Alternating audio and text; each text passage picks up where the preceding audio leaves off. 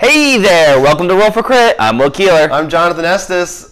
This is our first podcast since we did our stream. Oh yeah. We kind of took a week off, so. Well, we were filming for 24 hours, so I think you knew what was happening, and that's. Yes, yeah, you didn't miss anything. If you did miss anything, though, we'll have some of that stuff available on YouTube, and we are going to be talking about that later in the show. Yep. But that means we've got a little bit of catch up kind of to do, but not really. It was a slow week anyway. Well, because a lot of it actually just happened. I think news from BGG.Con. So that's good segue. Yeah. If you're watching this, BGG.Con was just this past weekend. Actually, this is kind of happening right now as we're recording this.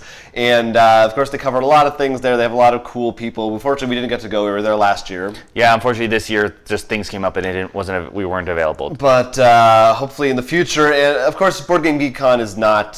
It's not Gen Con in terms of news. There wasn't a ton of big stuff. But the reason you see that Portal Games logo behind us is because they did have a talk from Portal Games that Ignacy Trevicek led. And one other thing I actually want to talk about, which I think is really cool, is they periscoped that. Right. So I was able to watch it. You're telling me about that. And then someone else, I think, who AEG did like a periscope just of them setting up their booth and answering questions. It is kind of a cool thing when people do that for conventions when you can't go. I never heard of it until Neil was talking about periscope. So maybe Neil started the entire trend. Maybe he did. I think it's a brand new hotness. But anyway, there are some cool stuff from Portal. I'm sure there's more things that maybe come out that we'll talk about next week. But they were talking about the two big interesting things is officially confirmed for next year's release are two new versions of previously existing Portal games. 51st State. Yeah, which I'm very excited about because if you don't know, the first one was, I think many people compare it to Imperial Settlers, but not as sharp. Kind of vice versa, but yeah. Right. Yeah. And so, but the world is a post-apocalyptic world. The next, what's it called? Hiroshima Hex. Right. So I really like that world, and I do need to get a chance to play Hiroshima Hex. And so the fact that he's redoing it excites me, and also because he has stated, because of course everyone asked, would this just be an Imperial Settlers reskin? And he said, no, he's going to rework on that. You know, they are going to be different, which makes me happy because then I'm like, I don't feel bad. Like, look, I have 51st State, and Jonathan's like, well, I have Imperial Settlers. I'm like, okay. Yeah, and he's doing a lot of stuff to also, like clean up the rule book and things like that, and the cards and symbols. He also did say that they realized that. Like in a way, in a certain light, it looks bad because that game is pretty recent. It's like within 5 years ago. So to come out with the new version of it, but they've been growing a lot, and he said they're really proud of like their new abilities to make better games. No, I think that's a good thing. I think it's not like because what they're doing is like like you said, they're cleaning it up, they're sharpening it up. I mean, that's fine. I did buy, because I got it found it for a great deal, the first one, and I have no problem with that because I'm like, well, now I'm gonna be able to actually play this with people and not be like, what's this in the rules? Well, I think that means you can do this. Yeah. So yeah, it's a good thing. And ultimately, like I said, the other big thing was the Imperial Settlers. So I don't have to, when I'm like, especially since I said because of that rule book and things like that. If I put down the table and you have Imperial Settlers, even I can't be like... Right, you kind of feel like we might as well just play this one because it's the superior... But now that we actually have a reasonable one to compare it... You can go back and forth different experiences. And feel very good about it. Yeah, much more...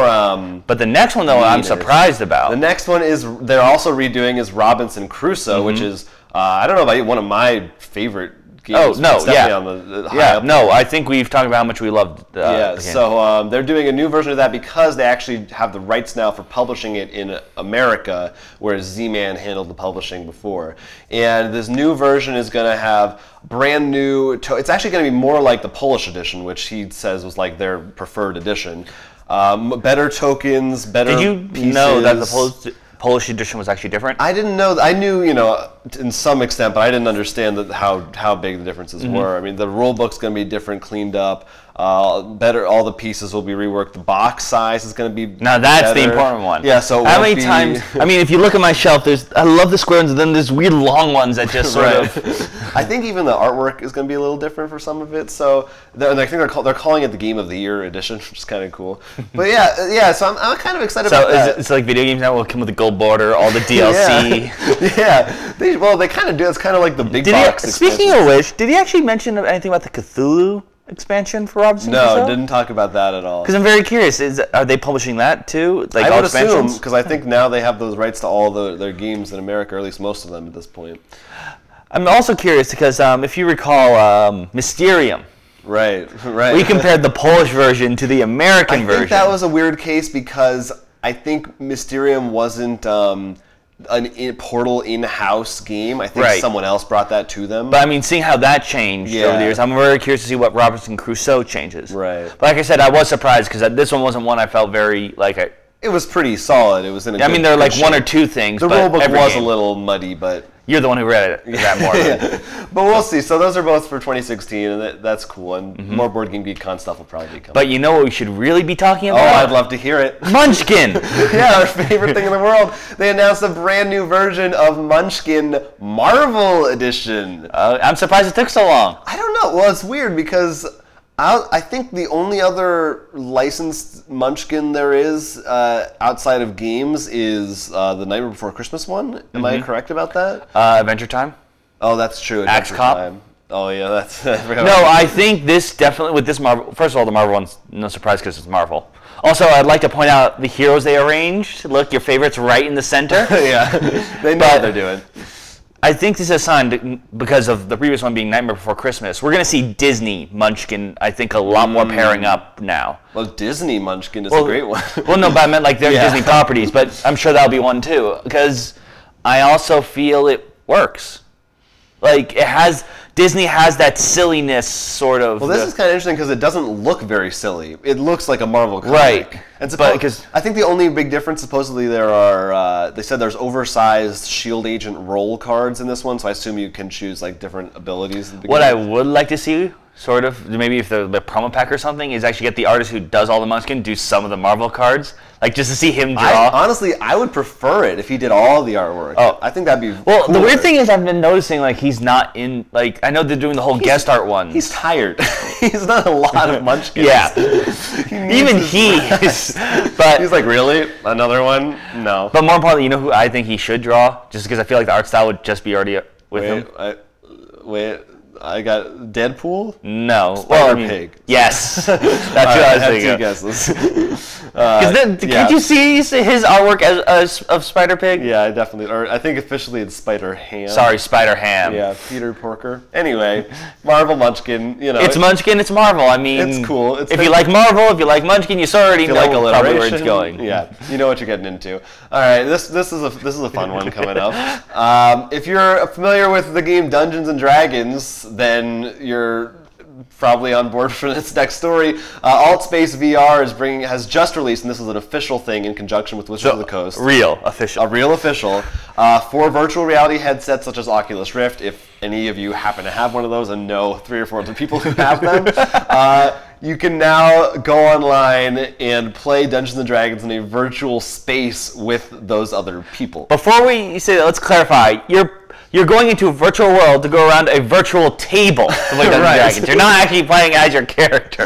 Yeah, that's what's so funny. This video is like this epic trailer, and yeah, you just see, and it's not, what's weird, I don't know if there's stuff that you don't see because it's just a video, but they have those weird, like, cutout people, cardboard avatars. Yeah. Instead of just, like, showing the person's face or something, but I guess you have a helmet on, so you can't like do a Google webcam really.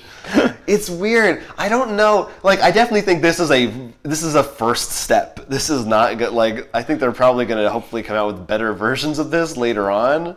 I'm still, I don't know about how excited I am to try this. I think I would do it though. I would at least once definitely give it a shot. It comes with maps and stuff like that. Also, when you buy it, it would depend for me. The leaning point for this one would really depend on how much the GM has control, because of the things we've seen digitally, and I really do like playing the role-playing games digitally because I just think it makes things so much easier to just get time together, even though we never get our. And it's a little easier to track some things. Yeah. But if they don't give you the GM a lot of tools to like move or put like a figure or something down to sort of just map the area, right? It seems too gimmicky then. Like if you could actually be like, okay, like they actually had pre-made like little monster, even just like a something to represent them, and then you can easily move them around and draw something in. Yeah, I know they have maps. I know they have character sheets and stuff like that. I don't know how advanced what you're talking about is. But yeah, even if they just had like some music in there, sound effects, could go a long way. Because that, I think, is the hardest part to do virtually, is your role, your job, in essence, in our group. Right. Whereas, you know, as an adventurer, you're kind of just, oh, I'll go here and do this. You don't need many tools for that, except for their weird die rolling thing they had in that video. But I'm guessing the die rolling is going to be pretty good. Roll. Yeah. Like, that's why your thing is the stuff that's probably not thought about with... Yeah, I don't know. If anybody out there has the chance to try this, it just came out, so I haven't seen any really hands-on reports. Oh, the other thing is VR goggles need to be pretty, like... Yeah. Like right now, it'd be like... How many people? Yeah, and how many people in our group do you think will get... How long would it take for them to get a pair of VR goggles? Yeah. I mean, certain people, a year. Yeah, certain people I can see getting early on. But there's some of us, I feel like... Well, and we're still at a point... These haven't even been released to the public. That's so true. We're still even just talking about even giving us a chance to buy one. Anyway, it's kind of funny. It's a funny video. Well, I think the video is why it makes it funny. Just because they're the actual cutscenes from... Like, yeah, they mixed it in like you think, oh, how epic, there's giant monsters, and then... And the best thing was you see the guy roll 16, you hear everyone go, whoa! Yeah, they're so happy about that 16, man. In much less intense VR news. Are you kidding me? No, this is completely VR. The lowest of virtual reality can get. There is a brand new version of the Ticket to Ride app. This is actually pretty cool, though. They just updated it. If you have the app already, it's a free update. What's really cool is, first of all, they added like the India map. Oh, the maps, yeah. But now, no matter what version you're playing on, if you have it on Steam, Android, iPhone, you can play online with other people who have it. So, like, you mean they actually decided that it's okay to mix with other systems? God forbid! So, like, Ivan has it on his Kindle or something. Yeah. Maybe it's an iPad. I don't know. And I could get it on my Android phone now, and I could actually play with him rather than having to go buy whatever he has or get it on Steam. So I think that's a pretty cool step, and I think it's like on sale now. You can get all the maps really cheap and stuff. So I don't know, Ticket to Ride. Ticket to Ride. Ticket to Ride. Check that out if you like that. Anyway, we blew through that news section. We whooshed through it. We do have some actually pretty fun Kickstarter stuff to go over. Yeah. So actually, you're going to start us off with one. I forgot we flipped it up. We flipped it up, and I think it's going to be Wits and Wagers related. Yeah. If you don't know, Wits and Wagers is actually we've enjoyed the game a lot, but a lot of the questions are sort of random to us and not stuff that we really like. Maybe one of us might have a knowing about. They're like political generic, or geographical. So Wits and Wagers has finally decided to try and reach out to the community and give them what they want: nerd stuff. In this Wits and Wagers expansion, which I think it's the first one in a while. I think it's a standalone. It's not. It's standalone, but it's the first Wits and Wagers thing in a while. Yeah, certainly. Well, they did have the deluxe edition not too long ago. Right. I forgot about the deluxe one. Really focuses on like nerd culture. So we got more of your Star Wars, your comics, your video games, and that's really interesting because that will be a lot more. Because most of the time when we're playing, I know it's 90% of the time they're like either it's usually okay. I'm gonna take a shot in the dark. Right. Which I think is kind of it's fun. No, that's still fun. But I think with this one, what would be fun is to play with this. There'll be a lot more like what year did the nukes explode in Fallout, and we'll be like, I think I know this. Like, it's more that fun when you see everyone straining to be within 10, and that's when you see the spread, and we're gonna see like a 10-year spread, and some people like copy and be like, oh God, everyone's so close. That's true. It is funny even in the regular game when one question comes up that's like, what year did Lord of the Rings get released? And you're like, oh, someone might actually know this one. No, the best thing is when you know one person knows it, and everyone just looks at that person and see what card. Also, you didn't mention there's like roles in this one now, so you actually have like powers you can use, which I think is maybe the most interesting part of it to me. That which actually does make the game itself geekier, not just the questions. It sort of adds more of the board game. Yeah, I forgot about stuff to it. So yeah, I definitely think it's cool. I'm excited to try it. A part of me thinks maybe it will. I'm not sure if at a certain point people will know too much. Maybe that will. Well, I don't know. It depends on how hard they make those questions. I'm feeling like they're gonna do. At least I think they're gonna do a good job pulling up weird stuff. Yeah, like, they probably will. I wouldn't be surprised if they pull up things like how many shots did Red 5 fire on the assault of the first Death Star? Like something like you wouldn't know. Like not the obvious like. How, like, I can't think of a really what was the first Star Wars movie? Right. Well, that's not, it would have to be a number, but yeah. How many lightsabers did Luke Skywalker wield? Like something. I don't know. All right, anyway. But yeah, so that's what's in Wager's Geek Edition. What surprised me is that they've got like 20 days left when we're filming this, and it hasn't reached its goal. Yeah. It seems like a no-brainer to me, Wits and Wagers Geek Edition. So I don't know. I'll be surprised if it doesn't reach its funding. But anyway. Other one that I want to talk about comes from our friends at Thunderworks Games, who we just did a video on their game Bullfrogs. Yeah. If you missed that, we recommended it. This one is pretty different. It's called Roll Player, with 2 L's as in rolling dice. A little pun there. And basically, it's the start of an RPG like Fallout or even D&D, where you're assigning your attributes and stuff stretched out to a game. So it's a dice game, but it's a little deeper than that. And essentially, every turn you're rolling dice, and you have a stats board with all your attributes for your character. And you're going to be trying to take dice from the center to fill your attributes. So you might have your goal might be to get between 15 and 17 strength. So you want to get the die numbers from the middle of the table when they come out, depending on who gets to pick first and whatnot. Right. On that spot. But if you go too low, it's bad, and if you go higher than your goal, it's bad. And then there's also special ability cards you can buy that change things. You can move dice around or change their faces.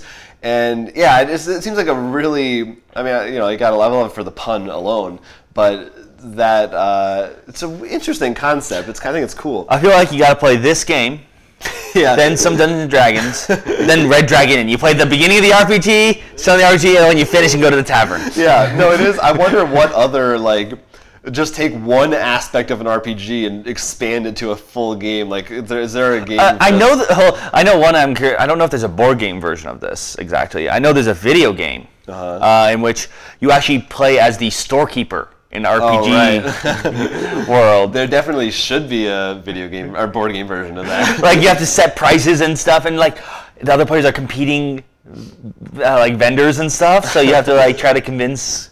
Yeah, I like it. Anyway, there's definitely room for more in that genre. So that looks pretty cool. It's called Roll Player. You can find that. That one I think is much closer to it. Right. And before we move on, we should actually mention I actually got a whole lot of Kickstarters yesterday. Actually, in person. Yeah. So show us what you got. So I'm going to start off with Norse Saga. All right. And which is really fun. I want to try it out. You actually play as sort of you're like a Viking bard, and you're trying to tell the story of your family and convince everyone that your family has actually had this whole epic adventure and stuff. Okay. To do this, you're gonna be playing cards. I'll open this up. There we go.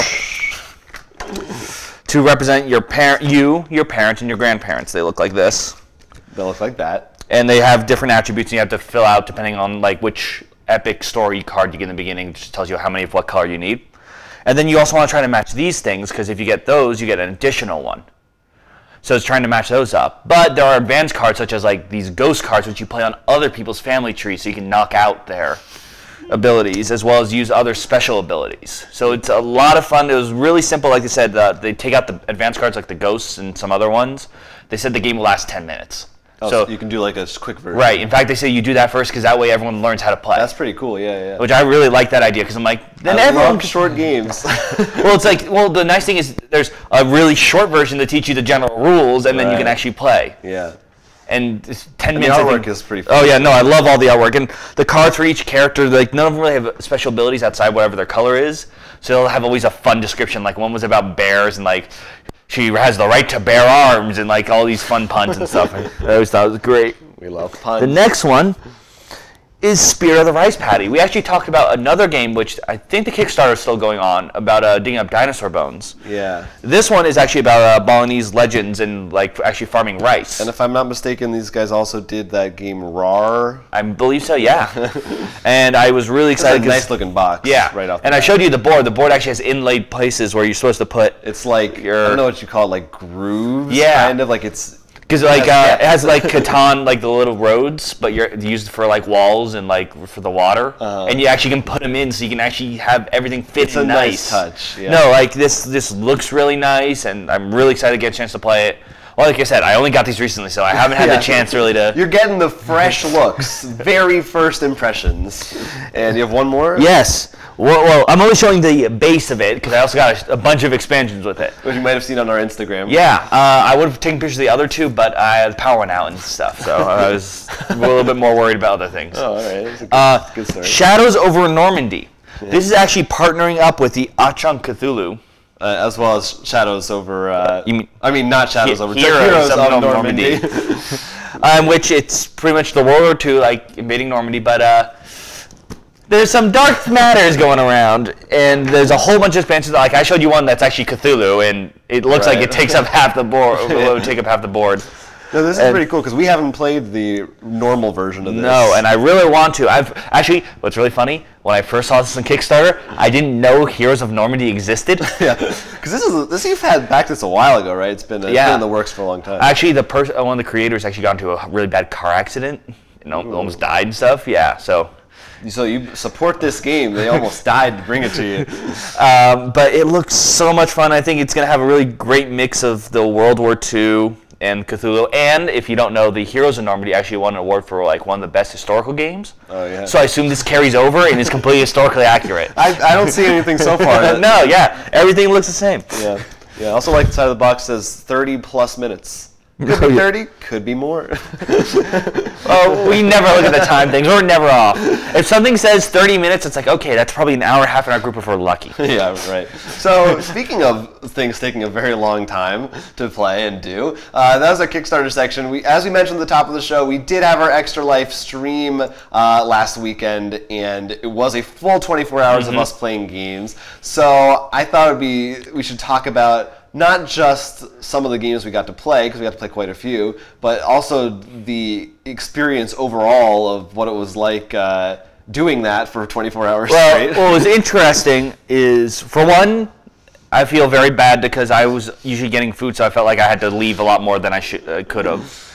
But it was very interesting to see sort of the stamina of our other people, the people in our group who were able to join us.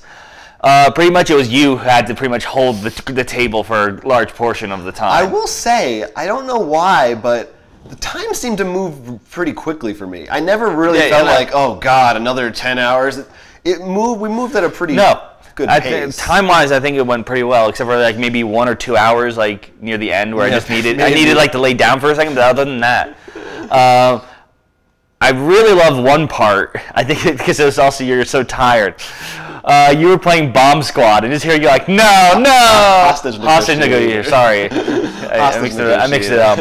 But playing hostage negotiator, you're like, no, I can't even give him what he wants. So that was when everyone else was like tired. So I was like, I'll go on. I'm the only one. I'll play this game by myself. I don't need anyone else.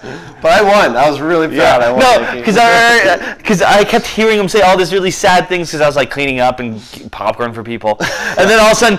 Wait, yes, and all of a sudden you just like, I moved SWAT in, and you're just like so excited. It was a good victory. You gotta find that. We did raise $385 for children's hospitals. Our goal was $500. We were a little ambitious, but I'm okay. Actually, I think you can still donate technically. It's still up if you want to help children. No, kids get no more money. Yeah, but that was still pretty cool. I was actually pretty happy with how much we got. I thought it was pretty good. I just wish, I think it would have been if we could, because unfortunately most people we play with weren't able to come. A lot of people. Yeah, like if we could really get that nice large group, because there'd be a bit more rotation. We had a lot more for our tabletop day stream, which was only 12 hours. Probably maybe less people were. We had a little shorter notice for this one. I think next time we will. Well, also there are some things that popped up, so a lot of people who were gonna come couldn't. Yeah. Any other like games, other games you played that were really fun, or anything? What did we get to do like that? We played Shadows over Camelot, which we almost never ever do. Right. Which I actually enjoyed it a lot more that time than I remember enjoying it the first time. I don't know why, but I kind of did.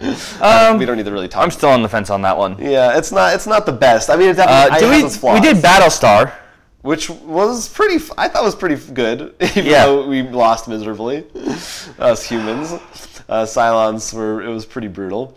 We had a game of Sherlock, consulting detective, that where I was apparently I was the only one who found out the mystery. I'm like, I try to say it, and you're just like, that was the exact point. You can mark, if you watch at that point, from where I was still conscious to like 30 minutes into the game that my brain shut down. And I didn't know what was going on at all. We did Love Letter at the very end. Yeah. And Roll for It, which is the first time I actually got to play Roll for It. It's pretty... I enjoyed it. It's our namesake, kind of. I enjoyed it. I thought for like a nice, simple game, it did a good job. It fits a lot of people too, so good like family game. You can get a lot of people in. It's the perfect game it was one of those games. It definitely is perfect for at the end when you don't really, you know what you have to do. You don't really need to think about like 20 different strategies. Yeah. There's a number. I want the number. Good. And it's only the dice, so it's not like your move. You're just like, well, the dice didn't roll. What were some of the other things we played? BGG was definitely like the big meal. I tried to push Cthulhu Wars out, but no, I couldn't get it. Yeah, I don't know. It just didn't. I can never get people to play that, and it's not like it's like Arkham Horror or something like that. Lasts 12 hours. People are scared from looking at it. Well, they should be scared for different reasons. we will get to that in the near future, I promise. We did a video on that if you want to see it. But I want to play it more. And we did Legendary, which I thought was pretty fun. What was the scheme and it was like it was a pretty simple one. That's all I remember. We were fighting Xavier. That's who it was. Yeah, it was Mutant Graduation Day or whatever. So that was pretty good. But yeah, it was. I got to play like some smaller games too, like Fly from Paco Game. Right, and that was my first time playing that, and I just kept missing. And you didn't get to play, but we played Cinelinx, which we're fans of. I'm really bad at that kind of stuff, but I do enjoy that game. Yeah, so it was a lot of fun. Of course, you can go and see the entire thing. Should be up there somewhere. Watch us for 24 hours straight. Yeah, you might not want to do that. We're gonna try and go through and kind of curate and tell you where the good stuff happens. We haven't done that yet, so you can wait on that. We'll let you know. Maybe put some clips together. But yeah, that's definitely something. It's an experience. Being under these lights for 24 hours and on a camera, it can drain you a little bit.